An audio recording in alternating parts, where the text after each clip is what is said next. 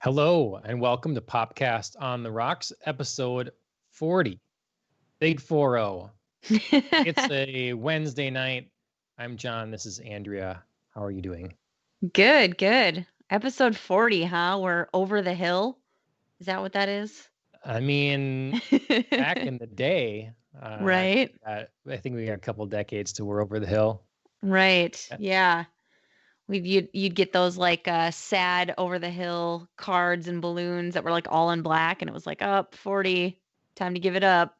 So, Yep. maybe not the best celebration, but I think we can get over it. I think Yeah. we can get over the hill with grace. Well, fitness trainers here to celebrate our 40th. Woohoo! That's good. Thanks, Good fitness times. trainer. Yeah. Appreciate it. Um, Appreciate the well, support out there. yeah. Let us know how your week has been. Andrea, how has your week been? Pretty decent. It was obviously Thanksgiving last week, so ate a lot of food, watched a lot of football, took a lot of naps. I mean, who can complain about that, right? Yeah, that's pretty good. How about Think yourself? good times. Yeah. No, it's been a good week. Busy. We have kind of a little remodel in the house going on. Oh, what you Um, doing?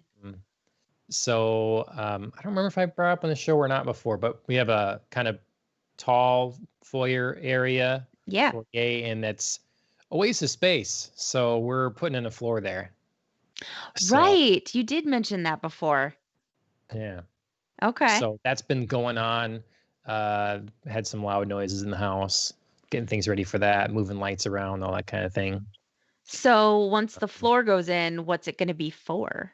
Like, what are you going to do? Like, So we're gonna put Dobby's food and water up there, I think, and stuff. oh, okay. For one, he'll be more comfortable there, and then we'll also probably are gonna do like seating area / make a kind of craft area.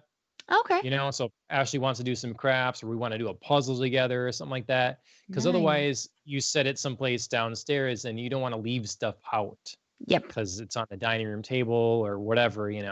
Totally. So I think that's what's going to be this space. And we have a nice big window there. So it's just nice to look out For sure. and Yeah. That'll be a should be nice good. multi-purpose space. Or, I mean, if you've got like some seating and stuff there and you got a window with a view, it can be like a nice little writing corner for coming Yep. up with D&D stories. Yep. So, yeah, Absolutely. multifaceted. I like it. So yeah, I got that going, and then I managed to watch a lot of shows. Awesome. Fear Poison's asking what this podcast is about. Well, pop culture stuff generally. A few news stories we'll get to, just things that we're interested in. One sad story, and then later in the episode, we're going to be talking about Cyberpunk. We watched. I suppose I should introduce that up front. Yeah. We're going to be talking about Total Recall from Mhm. 1990. So if you've seen that, but before that, we'll be talking a little bit about what Cyberpunk is and what interests us about it. And we're going down a path here, a journey of Cyberpunk things. We're leading up to the game. That's right. That's right. I can't imagine we will also not bring up some of our discussion last week from watching Blade Runner just because it's so iconic and I feel like there's such a shift from Blade Runner to Total Recall. So, Yep. So we're going to have later spoilers for Total Recall and both Blade Runner movies. So spoilers from 1990. I know. Yeah. But hey, maybe it's But that you one never Arnold know. movie I mean, you're wanting to get to. yeah, I hadn't watched it before now, so I mean, that would have been spoilers for me. Yep. I had only seen parts of it. Yep. So I started some games this week. I started Dragon Age Origins, much to Ashley's excitement. Played a little bit of that. I bought Hades, Game of the Year nominee Yes. from the Game Awards, and it is fantastic. It is so Awesome. good. Music is good. Voice acting is great. It's got a fun style. It's of course you played the son of Hades Mhm. trying to get out of the underworld. So Sweet. it's great. They build in these mechanics that are typical of this kind of game, but make it make sense with the story. So that's been a lot of fun. And in tandem with that, much to like, I guess, Phil's excitement, I don't think I told him quite yet, but we started Blood of Zeus Oh, on Netflix. nice. So we Nice. got I actually this. did too. Oh, really? Okay, Yeah. perfect. I'm not very far, so like, don't go Yeah, crazy. But yeah, I started it. yeah. No, I I think we figured, watched 3 episodes. okay, Episodes. I've just watched one. I figured if he could push through online first and second season, which I think is very bold of him to do, I could start Blood of Zeus Sure. because I know he's Yeah. been super excited about sharing that. Yeah. Sword Art Online. Good things. Good things. I should push through season 2 of that as well. It's so tough though. Yeah. It's just not the first season in all the wrong ways. Yep. Yep. But So. if season 3 is worth it, I'll never know. Right. That's true. So you totally quit on season 2? Yeah, I did. I don't know how many Okay. episodes I got in, but like Kirito's form, different Mhm. appearance was weird. Yeah, I hated that. And the new companion, we'll say, trying to be non-spoilery, Yep. is an issue as well. So Yeah. I'm pretty but sure I finished it out, but it feels now, with some distance from it, it feels just like a big blur that I was like, I started this, I guess I should finish it. And I don't know that I retained a whole lot of it. So maybe I should just skip to season 3. you could. I mean, Just do it. I know that would or be against like would hurt your soul, I suppose. it Like I does said, a or little bit. against, yeah, but you But stand. or I mean, you could like watch the last couple and at least like try to get some Yeah. sort of like what happened kind of thing. But yeah. Yep. Yep.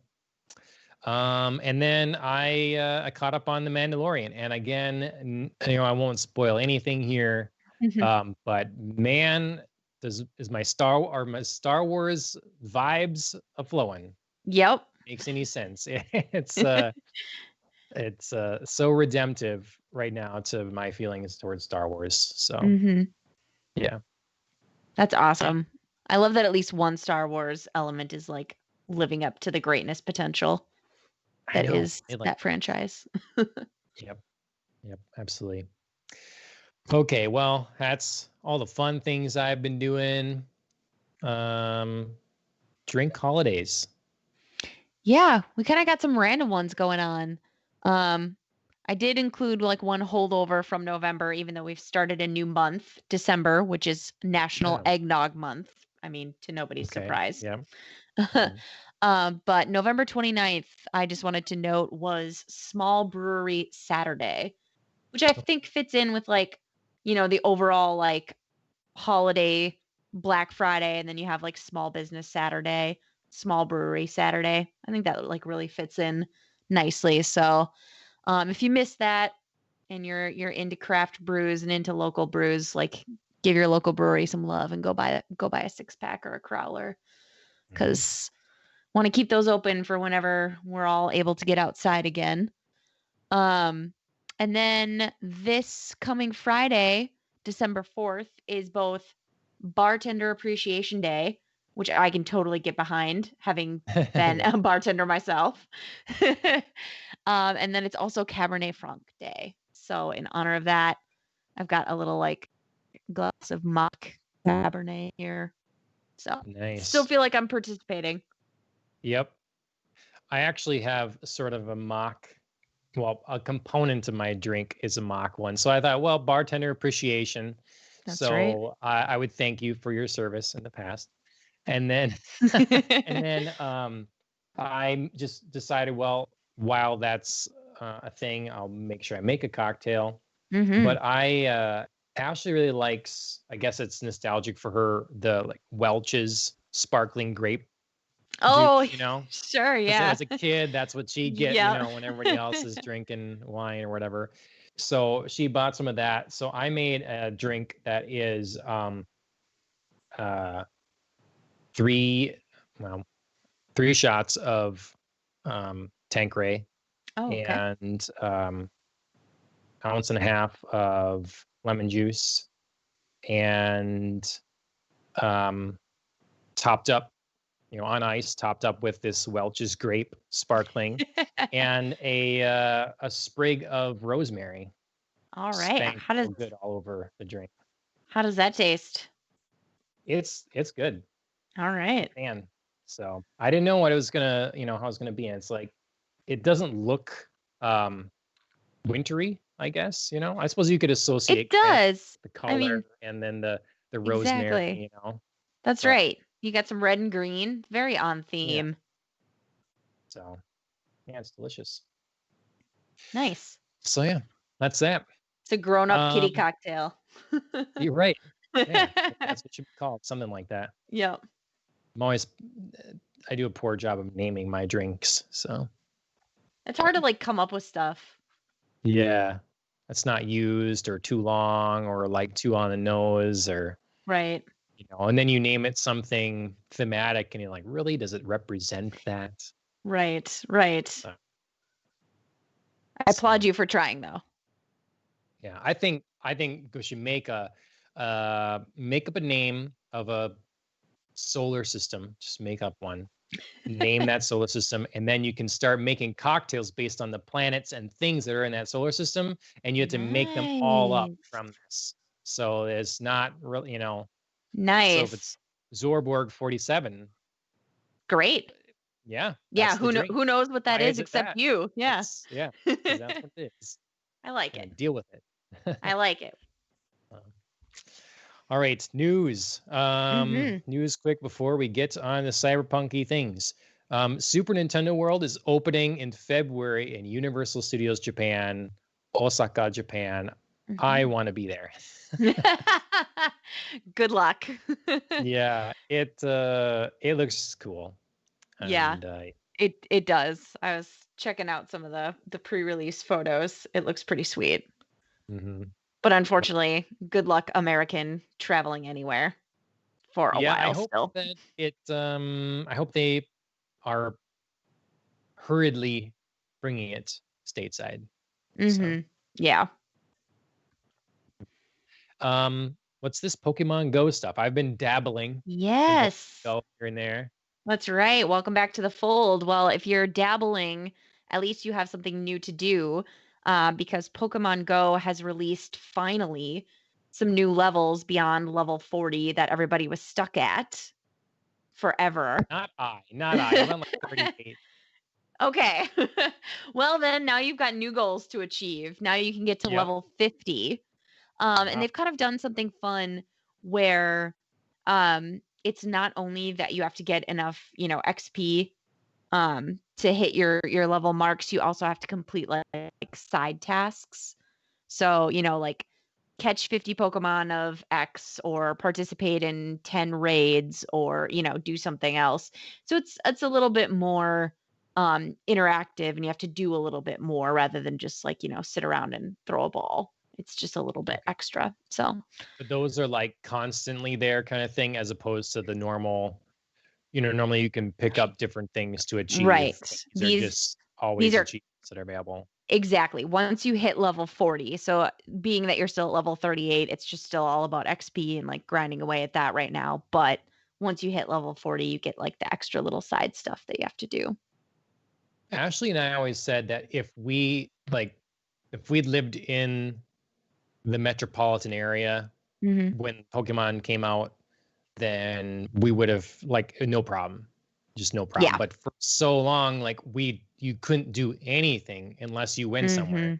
And sure, we would go and play a lot of places, but still it wasn't a daily thing. So right. You can't be at home and do it. Right. Chris and I can just be at home because across the street there's 2 gyms and 3 stops, and it's pretty accessible. So yeah, totally. And now we could, because now stuff spawns here, and right. we still wouldn't have stops, but my bag is always full. It's always full. Sure. So Well, and they did, Pokemon did make things a little bit easier when they released like remote raid passes. So you can, and you don't always have to buy those. Like sometimes you can just get them for free. So they're trying to like reach out, I think, to the more like rural areas. So, but yeah, so that was kind of a big thing just because Pokemon Go really hasn't done a whole lot that's newsworthy for a while. So I just wanted to bring that up because Chris was pretty stoked. And I am too. Did they just release some new Pokemon? Because there's some showing up around that we hadn't been seeing. Okay. Right. Yes, from the Kalos region. That's brand new today. Got some like cute little ones. There's like a little fox. There's like a little fox guy that I think Ashley would find totally adorable. Yes, we got him already. Got a couple of him, I think. Sure. And some little bear guy. Yep, there's like a little lion, there's a little bunny, and then I think there's a bird and there's a rare like frog one that I can't remember the name of right now. But yeah. Okay. Yeah. That's always fun. I mean, I remember being so excited like when they launched their first new set of Pokemon. It's like, oh my God. And we'd be driving around and yes. Oh my God, stop. So yes. Yeah. I still remember like the first day they released it, and like Chris and Phil and I went into Minneapolis. We like took the light rail into Minneapolis. We were like walking around the U of M campus and like following those little like feet or like leaves that would like be like, oh, you're closer. Oh my God. It was like such a thing. We'd be like walking around like, oh shit, not this way. Like we gotta go that way now. Work. Yeah. Yeah. So. Yep. What a long way it's come. Yep. Well, I wish I could say that Daredevil has come a long way since it wrapped shooting, but it is not.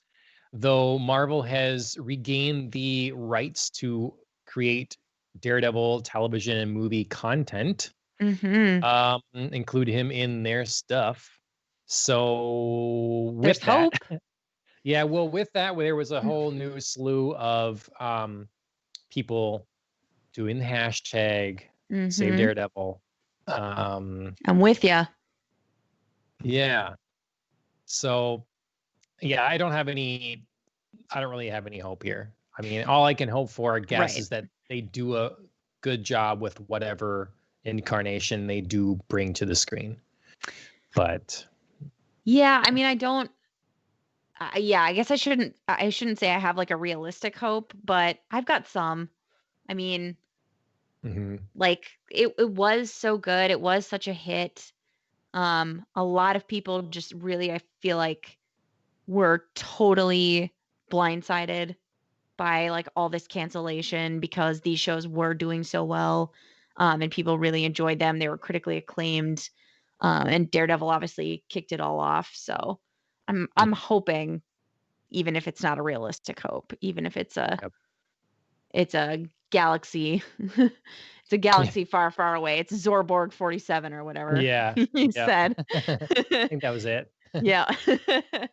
I've still got hope. I mean, Charlie Cox can still do it.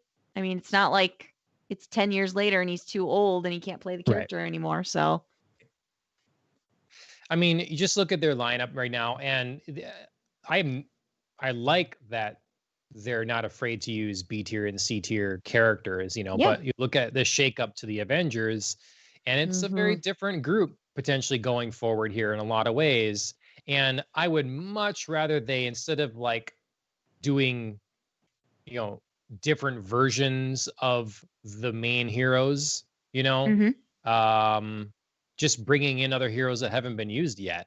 Yeah. I don't want to like say examples here without like spoiling where Avengers has obviously gone here, but yeah, you got potential here.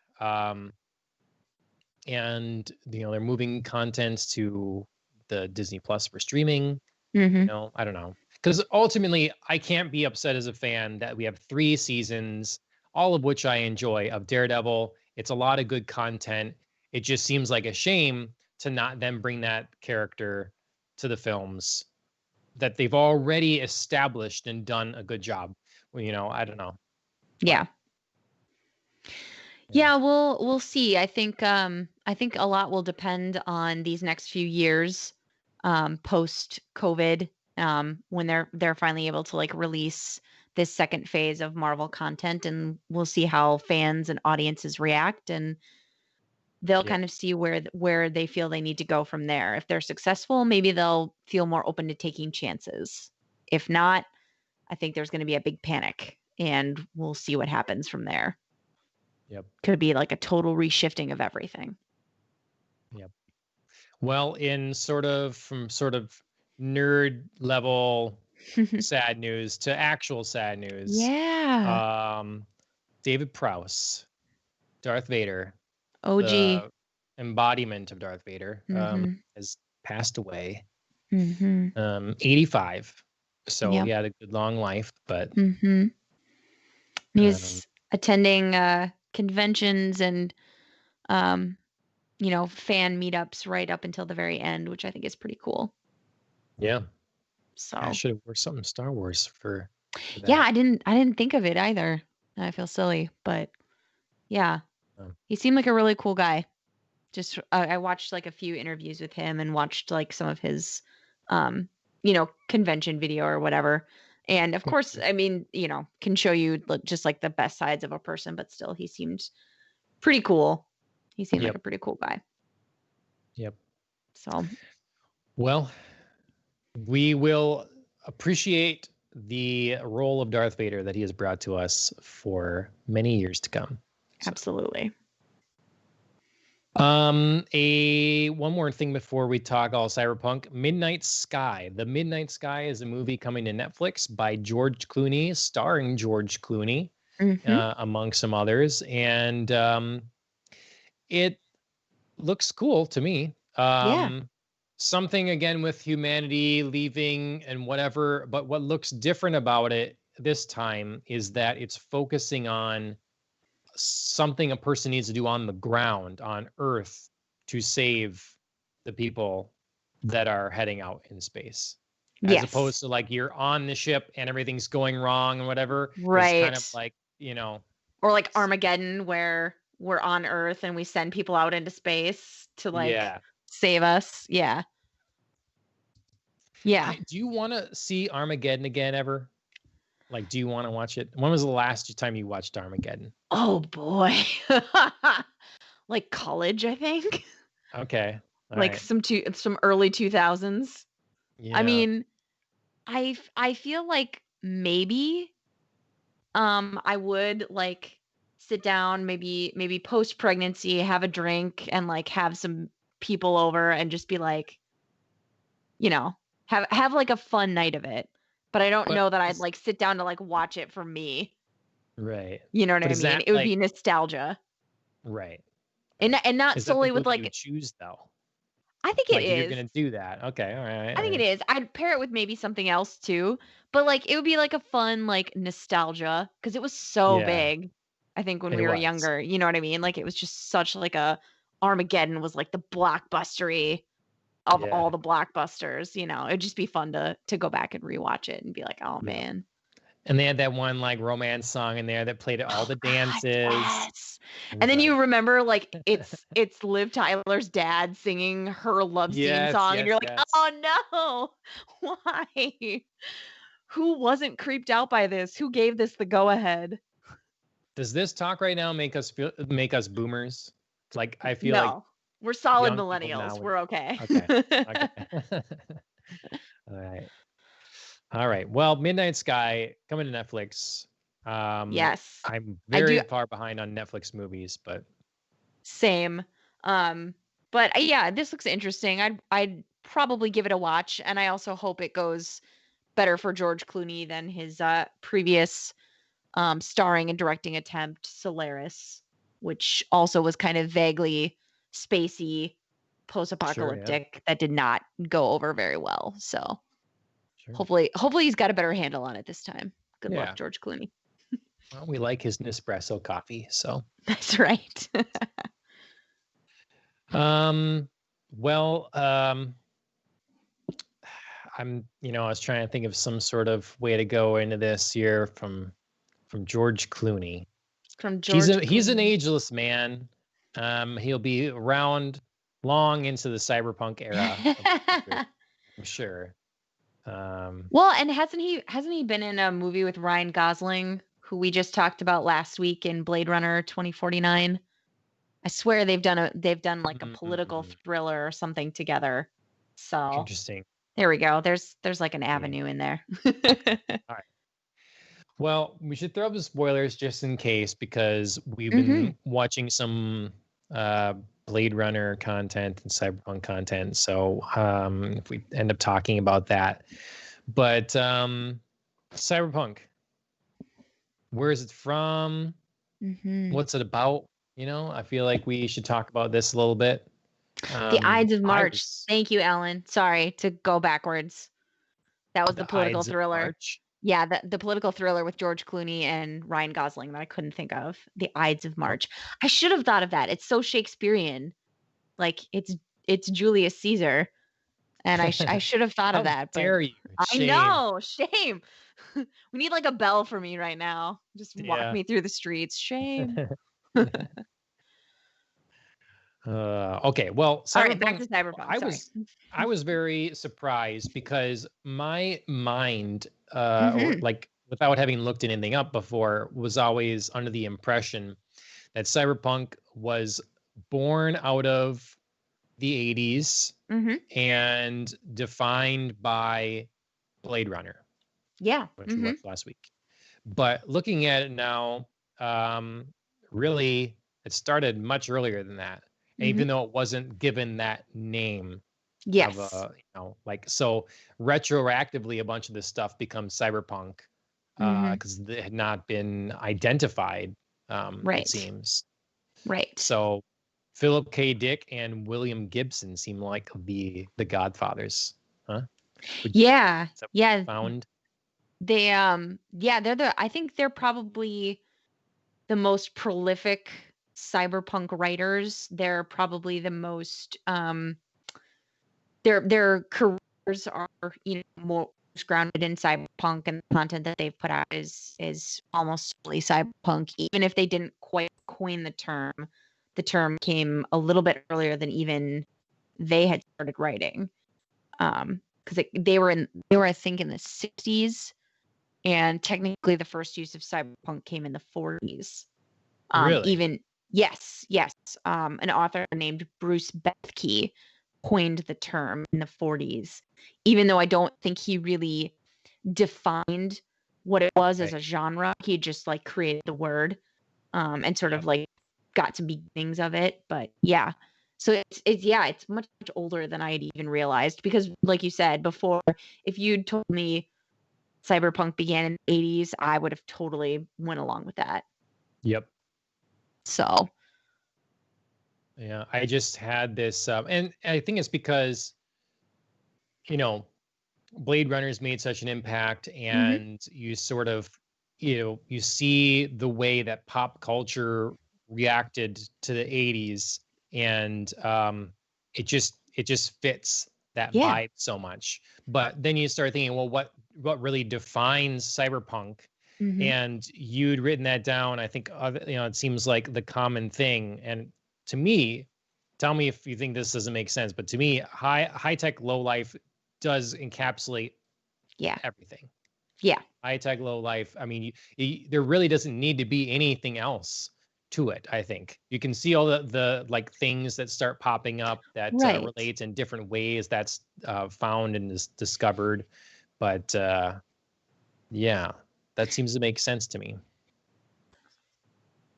Yeah, I think that's the essence, the core of cyberpunk, is the high tech, low life, the high tech setting, and then the low life story or plot or character focus, kind of however you choose to define that. I think there's a lot of other elements. There's a lot of other nuance to cyberpunk, but like if you really drilled down to get to the essence of it, this is absolutely what it would be. Yep. So we started our journey last week talking about Mm-hmm. Cyberpunk. We got this week Total Recall, and then we're moving into some Eastern Cyberpunk things. Yeah. Um, I was looking at one YouTube video discussing kind of some of the differences between Eastern and Western and stuff. Mm-hmm. And I don't know if I agreed with a lot of the kind of I don't know what the not assumptions, I guess, but conclusions that were made based on the cyberpunk stuff that's out there. Sure. Though some of it that seemed to stand out and make sense to me, anyways, was this idea that, especially when we get to the Blade Runner era of things, so Mm-hmm. not the pre-cyberpunk being defined and recognized as a genre thing, but later it was this Western cyberpunk kind of took this idea that um, the Western world was afraid of losing its dominance Mm-hmm. to the East, and so you'd see this with the tech boom in Japan. Mm-hmm. When all of a sudden, like, just company after company, like it's arose, leading to real competition for us and stuff. And so, like, that's part of the adding in. Ridley Scott didn't bring this up. He mentioned just literally putting like kanji and stuff in the Right. world because there are more Chinese people. So it made sense that in the future there'd eventually be that. But so that was an interesting part to me. And then the Eastern fear was of losing its culture and its homogeneity. Mm-hmm. So particularly when you're seeing cyberpunk come from the Japanese audience and stuff, it's there's a fear of a westernization, or even more specifically of different subsets of the Asian continent and different cultures Right. invading their own. Because there's always been that Japan-China thing. Right. And if we get to Ghost in the Shell, some of that kind of thing in there. So Yeah, to I me, think those things kind of came out of his video that made sense to me. yeah, I think it's interesting that for both different types of cyberpunk, their ultimate fear is blending. There's this sort of like fear of globalization, and that I think presents itself in these large corporations that kind of take over, and these cities that become like sprawling masses that encompass like, almost like a globe. Like, if you're thinking like a Star Wars type of feel. Coruscant, yep. Yeah. Um, and it goes like just like the opposite way for each culture. It's like we fear like this infusion of Japanese or Eastern culture because of, like you said, like the Japanese tech boom. They're going to be taking over, but then like when you shift to like Eastern cyberpunk, it's like, oh my god, the westernization and the dilution of our culture. Like, so it's this back and forth fear for either of them, casting the other as kind of the antagonist, if you will. So it's just very interesting that they're both preoccupied with what I think boils down to essentially the same idea, just presented different ways. Sure. I mean, and it's all about, cyberpunk ultimately is about fear. Mm-hmm.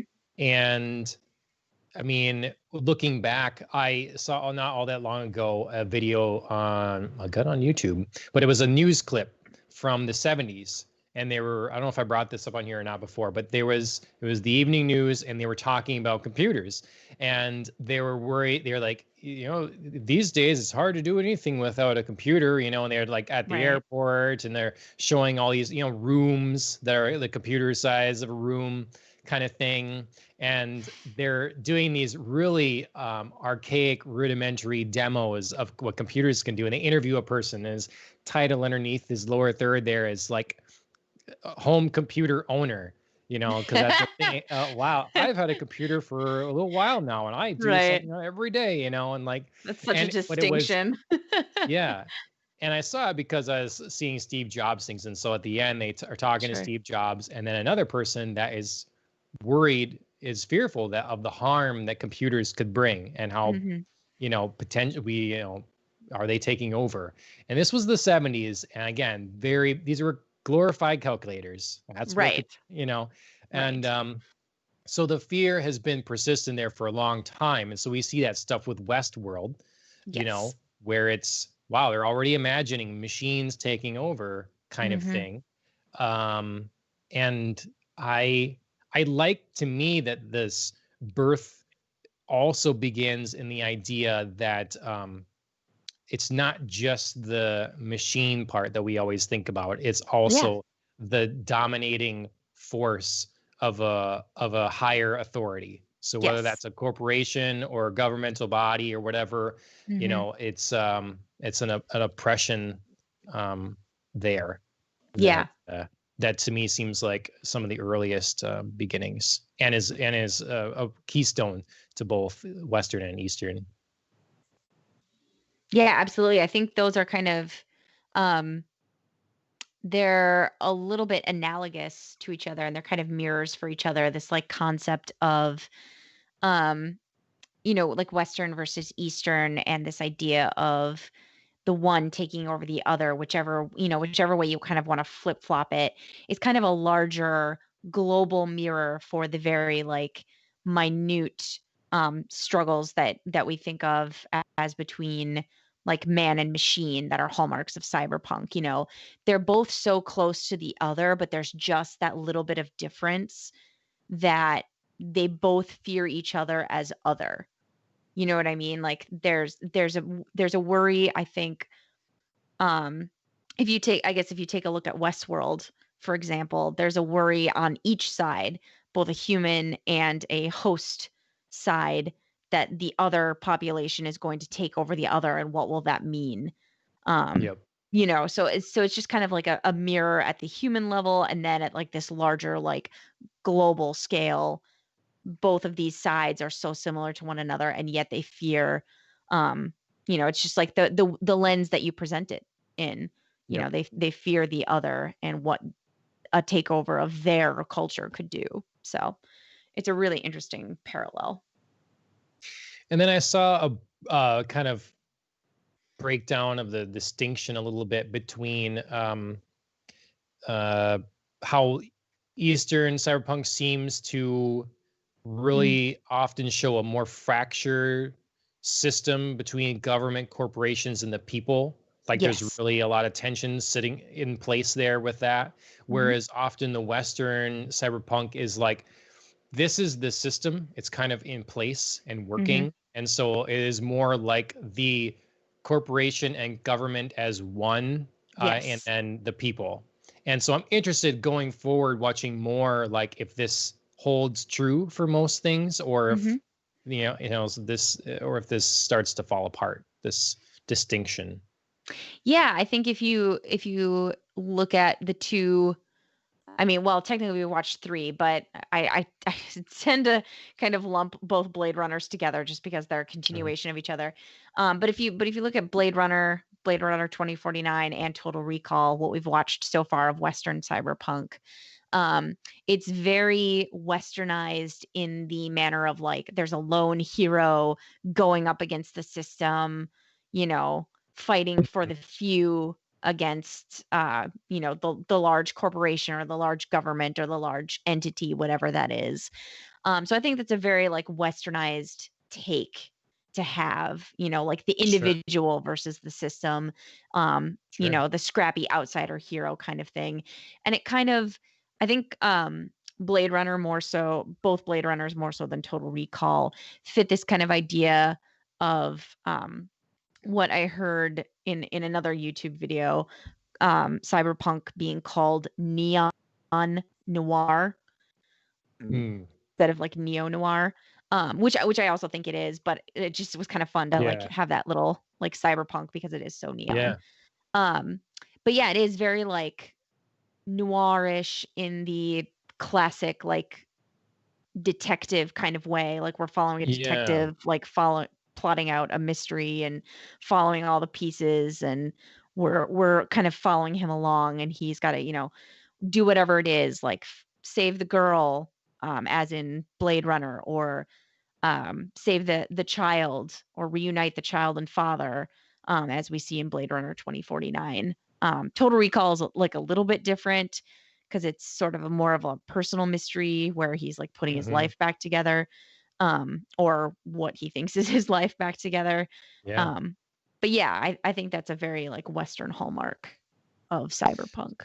So, I guess I don't know the definition of noir really, but what, to me in my head, uh, neon noir almost fits better than cyberpunk, is more Yeah. encapsulating of Hmm. cyberpunk because noir, I guess, again in my head, this is Yeah. pre-looking anything up about it, is all about the humanity and the Hmm. system you're in is broken and there's not a lot of hope persistent there. It's pretty Hmm. bleak.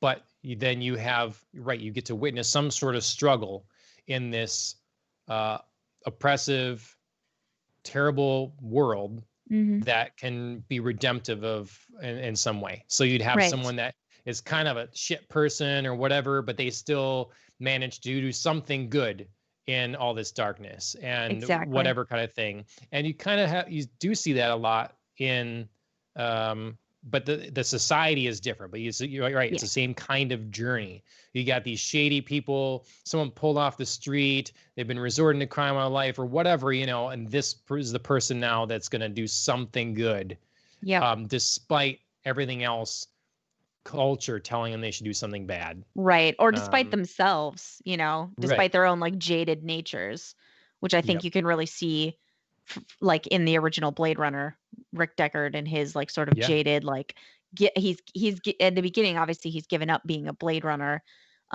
He's just totally tired of doing what he does, and then he gets like sucked back into the system basically against his will, and he ends up doing something good with it. But Yep.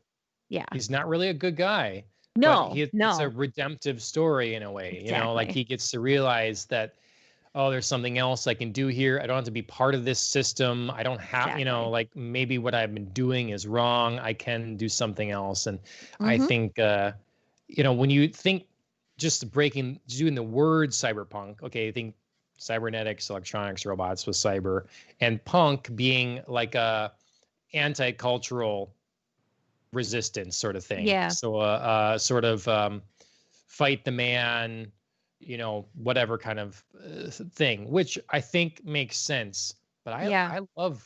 I love neon noir I do too. because there's an imagery that comes along with punk as Yep. well, which I don't think cyberpunk has to fit. Yes, I It's agree. when you think Total Recall, Arnold's not a punk, Right, you right. know. So I just like Westworld too, really to me fits in this genre, but doesn't feel like cyberpunk. Yeah, I Um, think I think Cyberpunk, again, just based on what we've watched so far, and even thinking about like Altered Carbon, which I think is cyberpunk-esque. Um, Cyberpunk more describes the worlds we're introduced to rather than the stories. You know what I mean? Like it's all this high tech stuff, like high tech, futuristic, whatever it is, be it a city, as in, the futuristic city of Los Angeles in Blade Runner, um, the futuristic city on Mars that we're introduced to in Total Recall, um, Harlan's world in Altered Carbon. It's all like this high tech stuff that everybody's surrounded by, and then you sort of see a lot of the extras, the background characters, as these like punked up, mm, visuals. A lot yeah. of a lot of them are dressed like thematically in this sort of punkish Mhm. fashion, or more outlandish fashions. Just thinking of course of like the street scene in Runner, in Total Recall. We've got like the groups that hang around like the brothel in on Mars that Arnold Schwarzenegger's character is visiting, and then of course like Altered Carbon, like again like the street scenes, the brothels, like the everyday Yep. people that Takeshi Kovacs is surrounded by. But it's not the main character. It's not their story. Right. They're not necessarily somebody who fits when you think of like punk. Yeah. So I think it's a really, it can be kind of a misnomer. Like I said, it's really more indicative of the world that we're in rather than the story that you're telling. Yeah. And I Sure. think neon noir is the story that you're telling. Yeah. Yep. Let's make it happen. Neon Noir 2077. The That's game. right. That's right. Heard it right here. I'm gonna write a new story called Neon Yeah. Noir. It's probably copyrighted. I don't know. We'll All right. see. Well, we should talk specifically about Total Recall from 1990, starring Arnold Schwarzenegger. And then at the end, we can maybe see what we're interested in for Eastern Cyberpunk. Sounds good. Did you enjoy this movie? I did. Probably not always for the reasons that I was supposed to. What? You know, I mean, there's something about going back later on and watching something that's so much older. There's something, even though it doesn't try to be, there's always like a campy sort of feel to like watching, like, I think like a 90s movie or like an action movie from the 80s and 90s where you're like, oh my gosh, look what they thought was high tech and look at those effects. And there's always something like half cute about it just because like that was the technology for the time, but we're obviously so far past it that you're like, oh man. But yeah, overall I thought it was like a really well put together story. I liked a lot of the different elements that this movie tried to explore, in being like, what would a future look like where we've possibly colonized Mars? And you know, how would we just like accept that into our everyday life, and how would that work for other people? And then of course going along with, you know, our outward exploration, we've done some inward exploration, and we can do things like, you know, plant memories in your mind, extract memories, you know, give you vacations that are entirely in your mind somehow. We've commodified memories in a fashion, um, that they're sellable, that the entire lived experiences, we've had enough of them to last you 2 weeks of a storyline, you know, can be bought and sold. Yeah. And I think that was kind of an interesting part for me because that was one of the hallmarks, I think, of when I was watching that YouTube video about the origins of cyberpunk that distinguishes it from sci-fi. They have all these like big ideas and they don't always necessarily follow through on like how we got there. It's just like you just accept it. It just happens. It just is. So that was kind of like a thing for me because I was like, wow, you know, how would we commodify a memory? You know, going from watching Blade Runner where, you know, so much of the focus was like what makes your memories real and how can we implant them in androids, and then going to this being like, how do we sell a memory? So just really interesting questions. I'd probably argue that a lot of sci-fi forces you to accept something without explaining it. Yeah. You know, I like it just I don't like that sometimes. You know, like there's a fine line, I guess, between defining a world with a lot of like unknowns that aren't explained, so it feels vast and it feels developed and like it's, you know, come a long ways or whatever. There's a lot there. But then there's also the, well, okay, given the technology you're showing me, how is this one existing? How does this make sense? How is this not just a fantasy thing you've thrown in there and made up? So, but yeah, it's an issue I have with sci-fi a lot, I guess. For sure. I want to believe in your world, you know? So yeah, bring me there. Bring me this. I mean, you don't have to show me every single step along the way, but like, let me make the cognitive leap with you instead of just forcing me to accept it. Yeah. Well, I enjoyed it a lot as well. I thought the effects were pretty good, given like it seemed like they did a bunch practically, and I thought they were cool and disturbing. They were kind of disturbing. Yeah, they certainly didn't shy away from violence or weirdness in this movie, and I kind of like that. It's not your very like typical blockbuster, you know what I mean? Like this wouldn't be like an all-American typical popcorn type of movie. This is a little bit Yep. different. And this movie definitely felt older than it is. And I thought it was older than this. But it's just, I think you get to that time period of basically Jurassic Park. It's like 93, 94, 95. Basically, you get to that time period and stuff is feeling pretty modern, and and can potentially age very well. There's just those few years before where it's, it feels older than it is. Yeah, it's got some So I 80s felt that remnants. here. Yeah. Mm-hmm. Yeah, they're And I thought it making was the interesting- transition, but they're not quite there yet. Yep, absolutely. Because I thought that the fashion seemed 80s going into 90s or whatever, but then the architecture that was supposed to be futuristic to me looked very 70s, or at least the idea of the future from the 70s. Yeah. So I thought that was interesting how, Yeah, I wasn't like they hadn't invented their own view of future architecture and stuff. right. I wasn't really wowed until they showed us towards the end of the movie, like the alien structure that was buried deep within the mine. That I thought was really cool. Like, I had a comment that, when we first, like Arnold Schwarzenegger's character first gets to Mars, or does he? If you, kind of skip to the end of the movie.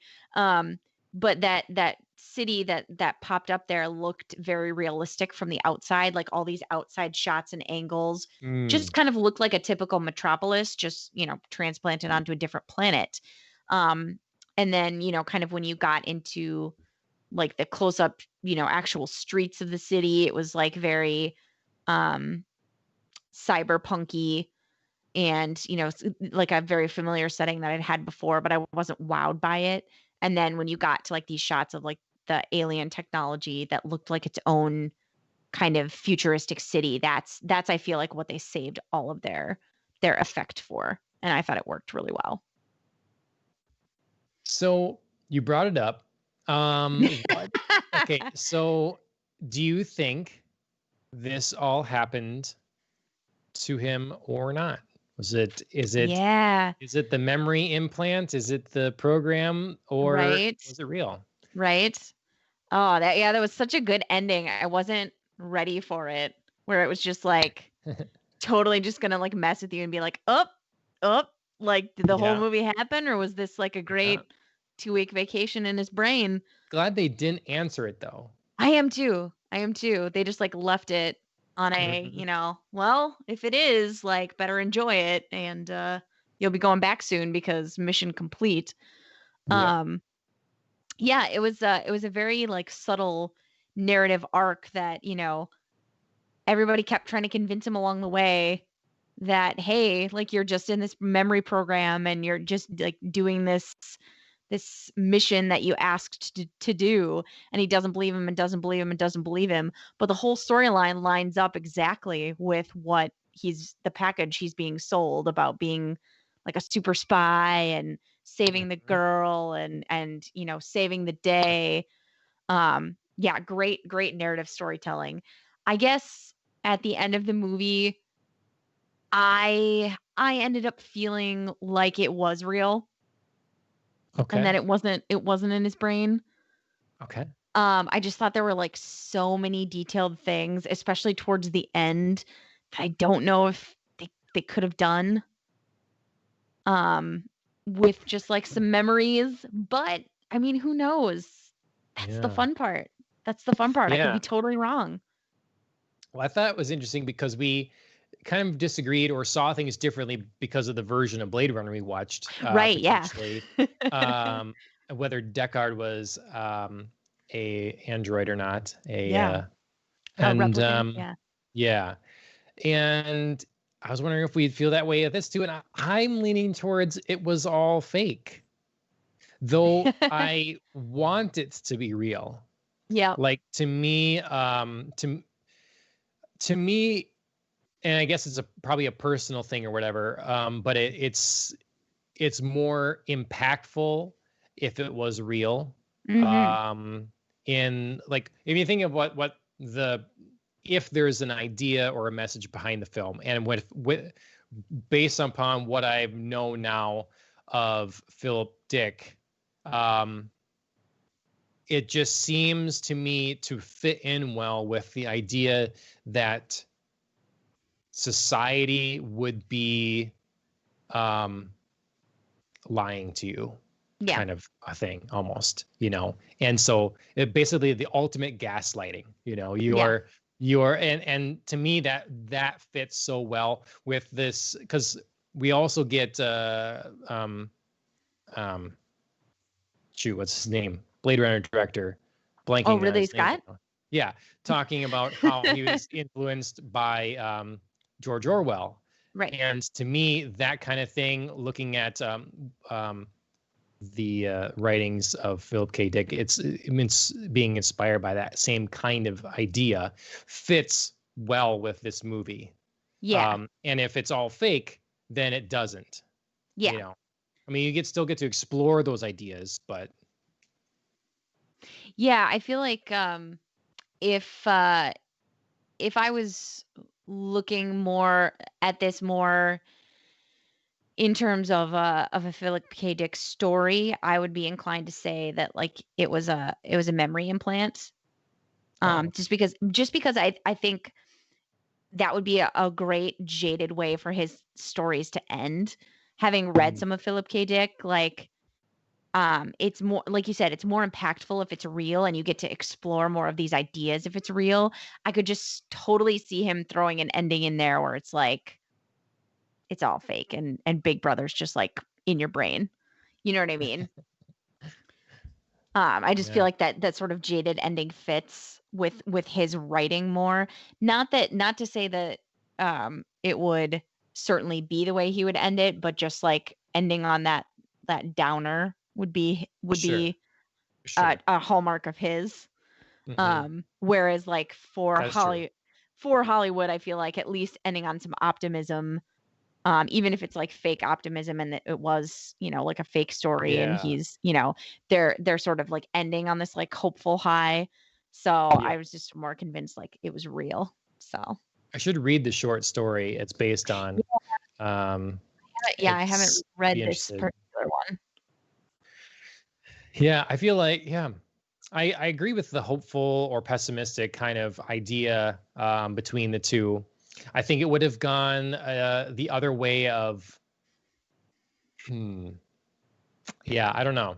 That's interesting. But I think this movie handled, I mean, sometimes someone says Arnold Schwarzenegger and then they get this idea of a movie in their head that, oh, I'm not going to take it very seriously or whatever, But they did a very good job of pulling you back and forth one way or another on which way you should think this is, because a lot of movies would give up earlier and pretty late in the film they're like, no, you don't know what's going on here. What do you think that and it was very good. I guess ultimately the things that make me think it was fake was that the stuff wasn't like aliens on Mars having this big structure and then instantly turning it on and wow, the planet has atmosphere. Like that kind of stuff is so unbelievable that if it is real, but it's a movie too.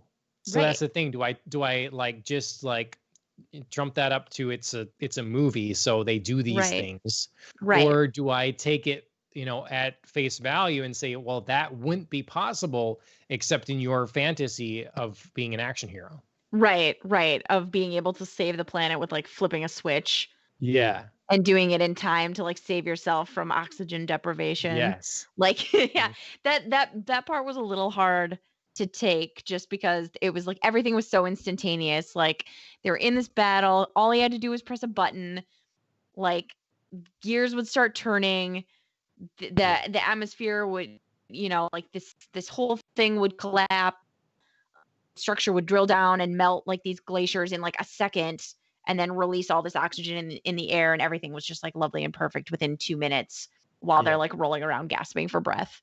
That was a little bit unbelievable, obviously. But it just felt like so cinematic. It just felt like such like a movie moment that they were like condensing all of this stuff and trying to like make it like a big dramatic, like, oh my God, are they actually going to die of oxygen deprivation? Mhm. Which, way to go, special effects team. That was nasty. Yeah, it was. From I'm start thinking to like, I don't finish, like know. the way he Yeah. like wakes up and dreams of this, of his like Yeah. death by oxygen deprivation. And I was like, way to get into the movie. And then it like bookends it at the Yep. end was wow. Yeah. Yep. And then other things, I guess, like, so guards and officials and such or whatever, they have Yeah. guns. They don't make the environment bulletproof. I Like know. one stray shot. I mean, they don't know this too. So either I one, you know. don't, it'd be like, okay, no one, like guns. Oh my God, guys, because Right. you're Right. gonna kill us all. Okay. Right. And so then Oh my like, I God. don't just get to willy-nilly shoot at Like them and they then take do. out. Yeah, they do. Or two, like Uh, bulletproof the place right. like a Right. little bit Right. because oh my God, he almost did it a second time. He's like, oh Yep. my God, don't shoot. You're gonna wow. Yeah. So that was another thing. Is like, well, is this just being movies or Right. Yeah, yeah. I think there was a lot of elements like that in this movie, where you kind of either had to just face up to that there were like some illogical, plot Mhm. points, or just chalk it up to like the movies and just be like, Yep. well, it just has to work sometimes, you know. Yep. Much more than obviously I think we did with either Blade Runner movie, where everything seemed a lot more thought out, tied together, logical. Even though it was like futuristic, it was like, let's think about how this would logically work and make it grounded in realism. Yep. So, but I think that was a little bit also kind of the fun of this movie. It was a little more lighthearted than either Blade Runner, so it could get away with some of those things because we were being swept along in a movie that was a little bit more energetic, a little bit more action oriented, than like gritty realism only. So Yep. I think that was just part of its nature, that we're just being taken along for a little bit of a ride. Yep. Now, maybe this is me being naive, but Mm-hmm. red pill. Take the red pill. I always Yeah. think that's the Matrix. But he is offered to take the red pill. Uh-huh. The interesting thing in this case is take the red pill and you wake up in reality. Yeah. Which is the promise sort of the red pill in the Matrix. Take the red pill to find the truth here. Mm-hmm. So is that a sign? Is that a sign that this was fake? Yeah. Or is it a sign that the Matrix is playing off of this idea? Like, is this the first? Yeah. And Yeah. so the fear is take the red pill because we've seen that before and that's not, or are they saying that they believe that it was all fake? And Yeah. so they should have taken the red pill and then it really would have been the truth. Yeah, I thought this was a really interesting moment as well. Of course, like reminded also of the Matrix. I mean, how could you not be? It's such an iconic moment. But I think the difference here is that when Schwarzenegger's character, Quaid, I think he's Quaid at this point, depending on your version of events, if he's Quaid or Hauser, he is being offered a truth, but he already thinks he's in the truth. Whereas like in the Matrix, like Neo is out there thinking something isn't right with my world and I need to find the truth. And that's what Morpheus is offering. Whereas in this case, like Schwarzenegger's already convinced he's living the truth. Yep. So this doctor is like being like, no, this is like false. I'm going to show you the truth. But Schwarzenegger hasn't even bought into it. So that's the difference here, is like whatever he's offering, whether it's the truth or not, like we obviously can't know. Mhm. It's not his character's truth in that moment. so Yep. he can't take it. Yep. So It's a good scene. it's a And I think the great guy's scene. convincing, Oh, you yeah. know. I If like it wasn't for that one little bead of sweat one there. bead of sweat. It might have been warm. I mean, I don't Right? know. So, yeah.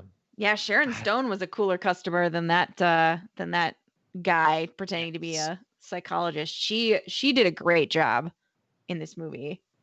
I think she was like a great side character that kept popping up again and again. She was, like I said, she was a cool cucumber. Just kept trying to like convince him back on the party line. And when that failed, she would like surprise him out of nowhere with just like, okay, well, maybe I'll just kill you then.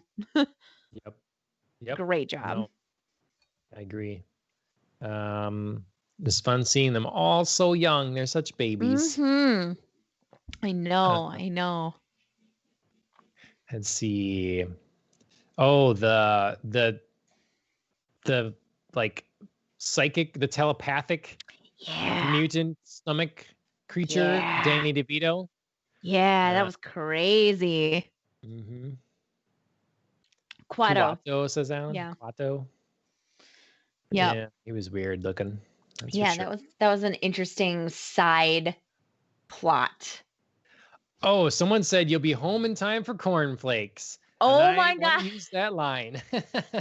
Okay, so we both noted that line. So did you? That's great. Culhagen or Cohagen. I can't remember. It's like the main guy. Okay. And I loved it because so he just finished like this whole scene where he's got Quaid / Hauser locked down. Cohagen. Yep. Velos Cohagen. Thank you, Alan. So he's got him locked down. He thinks he's going to get his friend Hauser back, and he just invites them to a party that he's throwing at his house later that night. And then when like Quaid escapes, he's like, "I'll kill you and be home in time for Corn Flakes." And my first thought was like, "You're eating Corn Flakes before your party? Like, what are you doing, dude?" I mean, that's what you'd have after the party. Maybe you're like Right? you're out of choices. You can't get the Taco Bell, so Like 2, 3 in the morning, you're drunk and you just got like a need for some Corn Flakes. This is some party pre-gaming with the Corn Flakes. Yeah, they really had some like funny lines quite at the end. Like you noted, Arnold Schwarzenegger's like "screw you," and then "see you at the party. I'll be home in time for Corn Flakes." Yeah, they kind of got a little. Party. Throws the arms. Yeah. Oh God, yeah, they got a little punchy. I think at the end they were kind of wrapping some things up and maybe got a little carried away with themselves, but kind of made for some fun scenes after. All of our hard work following all this like bending logic of like, who is he? Where is he? Is this real? Yeah. So I thought it was interesting that they didn't foresee, the compute like interface and interactions in this were all with like stationary screens. So that's how you would talk to someone it would all be video calls and stuff. And that's how you accessed information that way. And I thought that was interesting as opposed to cell phones or something mobile, something that would be with you. Because cell phones were definitely a thing. They did exist at that point. But I guess they were just for calls. Right. So just not seeing that. Yeah, I think they were sort of on the verge of interesting technology and then kept it in its clunkier form. Like I noted that the cars all looked very futuristic, like the angles and lines and planes of all these cars looked exactly like what you would find in Blade Runner, except that they didn't fly. You know what I mean? They were still made for driving. Or like you're pointing out, you had this like video technology, but it was very clunky and computer-like rather than like mobile. I think the one cool technological advance that they really showed off, like the hologram. That was, that was kind of their like big like, ooh, look at the technology that we have. So that was very interesting. Yep. We saw that kind of thing in Blade Runner. 2049 too. Right, exactly. Okay. Is there anything we haven't said here? I just want to stress that. Oh, I see. Yeah, you commented on the pill thing here too. I see you. Yeah. Yeah. Yeah, I just thought it was well done. I thought pretty well acted. I thought the practical effects were gross, and I Mm-hmm. just think they structured together a very thoughtful story that really kept you guessing, and Yeah. then still leaves you guessing at the end. Yet it was still satisfying. Yeah. Mm-hmm. It's tough to do, I think. I agree. It's not what I went into this movie expecting. And I just found myself enjoying it so much more because I think it exceeded my expectations. Sure. Um, I mean, I went into the movie knowing the basic premise, but I think everything that the movie did exceeded my expectations.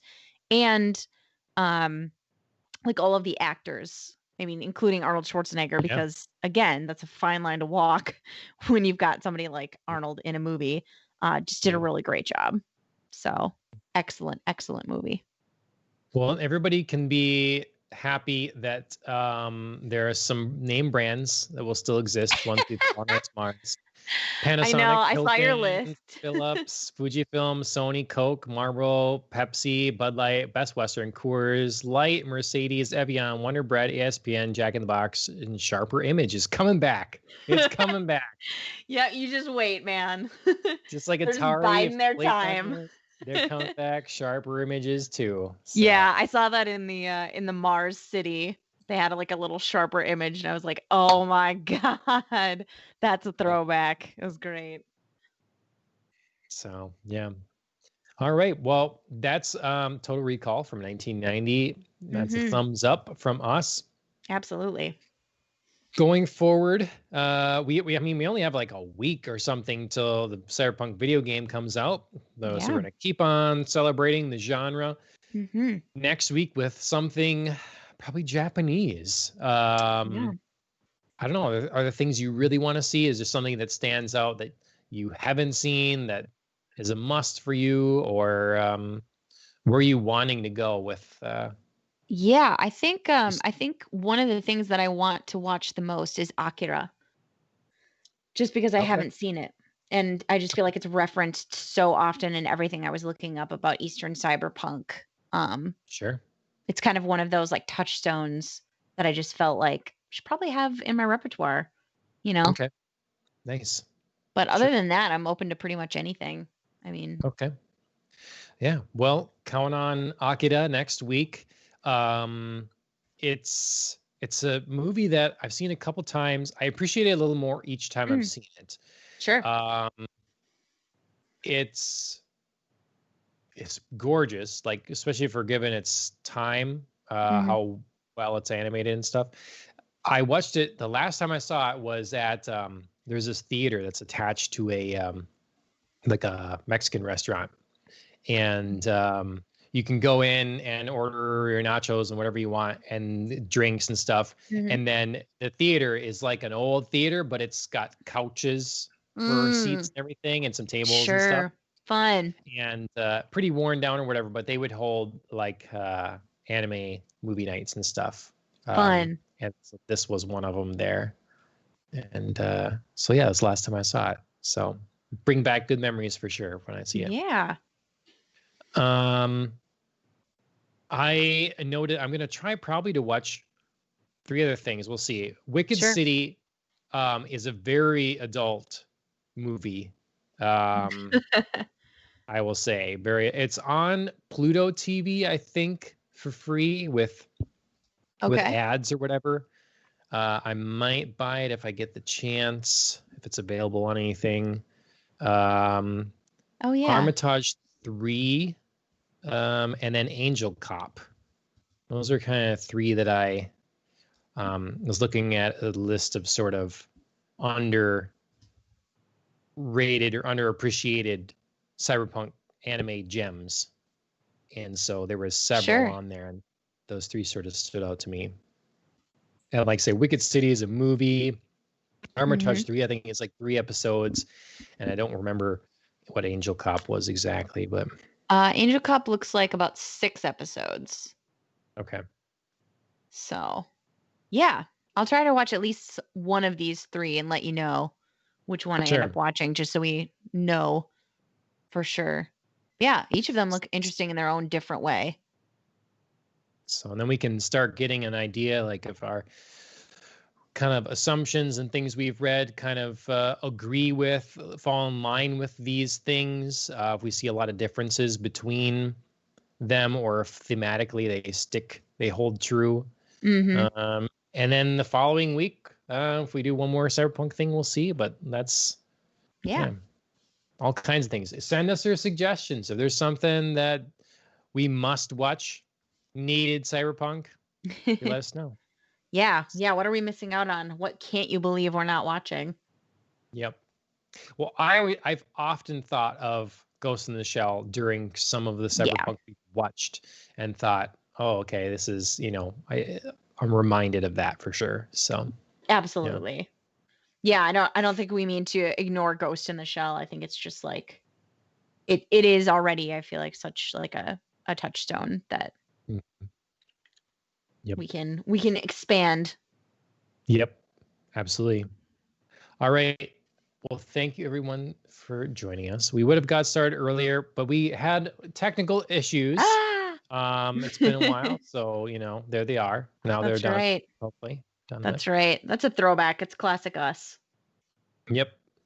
Thank you to Killing the Flower for a theme song, although I butchered it. So the version that you are hearing in last week's episode and this week's episode, and if I don't get to writing something else, next week's episode as well, I messed with it. I do apologize. It will go back to the normal, professionally done version that it was after we're done with all the Cyberpunk stuff. But right now, it's gritty and terrible sounding, and it's my fault. So otherwise, Killing the Flower, they are on YouTube and they are on Instagram. Go take a look at them, Spotify.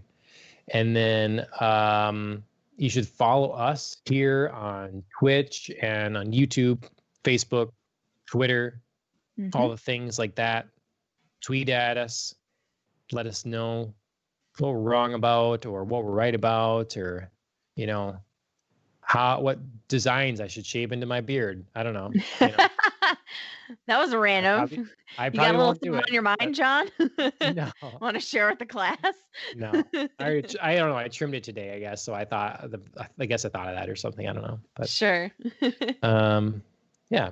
Otherwise, Andrea, thank you for joining me, and Of course. see you next week. Sounds good. Cheers, everyone.